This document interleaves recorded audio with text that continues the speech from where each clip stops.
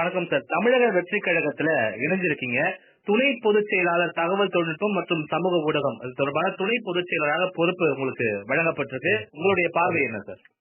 Sir, முதலாவது தலைவர் விஜய்க்கு என்னுடைய நன்றியை தெரிவிச்சுக்கிறேன். இது மிகப்பெரிய பணி. 26 இன்னைக்கு இருக்க தமிழ்நாட்டுல ஒரு மிகப்பெரிய ஒரு வெற்றிடம் ஒரு இருந்ததை இன்னைக்கு தலைவர் விஜய் தான் நிரப்பியிருக்காரு. ஒரு தலைவருக்கான வெற்றிடம் தமிழ்நாட்டுல இருக்கு. அத எங்களுடைய தலைவர் விஜய் அவர்கள் நிரப்பியிருக்காரு. 26 இனி வர காலங்கள்ல தமிழக வெற்றி கழகத்துக்கு தான் ஒரு எதிர்காலம் இருக்கு. தமிழ்நாட்டுல ஒரு மாற்றத்தை தமிழ்நாட்டுல கொடுக்கணும்னா தலைவர் விஜய் மட்டும் தான் கொடுக்க முடியும். அந்த நம்பிக்கையில் நினைஞ்சிருக்கோம். அதுக்கான பொறுப்புகள் தரப்பட்டிருக்கு. கண்டிப்பா வெற்றிகரமா செயல்படும் நினைக்கிறோம். தகவல் தொழில்நுட்பம் உங்களுக்கு புதுசு இல்ல. இப்போ தமிழக வெற்றி கழகத்திலிருந்து அந்த பணிகளை நீங்க மேற்கொள்ளும் போது உங்களுடைய பணிகள் எப்படி இருக்கும்?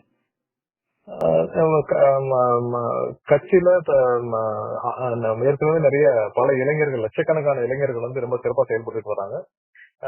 கண்டிப்பா இவங்களெல்லாம் ஒருங்கிணைச்சு இது அடுத்த கட்டத்துக்கா தேர்தல் அரசியலை நோக்கி கொண்டு போறதுக்கான முக்கிய பணி இருக்கும். லட்சக்கணக்கான இன்னைக்கு தமிழ்நாட்டுல அதிகப்படியா சோசியல் மீடியா பயன்பாடு உள்ள இளைஞர்கள் தமிழக வெற்றி கழகத்துல இருக்காங்க.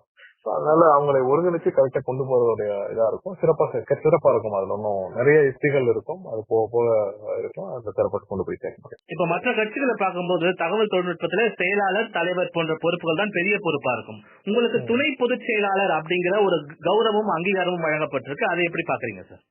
இல்ல, கண்டிப்பா என் மேல நம்பிக்கை வச்சு தலைவர் விஜய் அவர்கள் எனக்கு கொடுத்தது மிகப்பெரிய அங்கீகாரம். அதற்காக என்றும் நாங்க கடமைப்பட்டு அந்த கொடுத்த பணியை சிறப்பாக செயல்பட்டு 2026 முதல்வர் ஆறதுக்கான அனைத்து பணிகளும்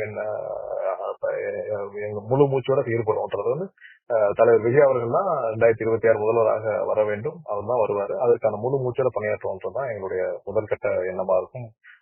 இதுல எந்த காம்ப்ரமைஸ் இருக்கு? இறுதியான கேள்வி சார், அதிமுக விலகுவதற்கான காரணம் என்ன சார்? இல்ல, அது பேச வேண்டாம். நான் அதை பத்தி பேச கிட்டத்தட்ட 2 வருஷம் ஆச்சு முடிச்சுட்டு.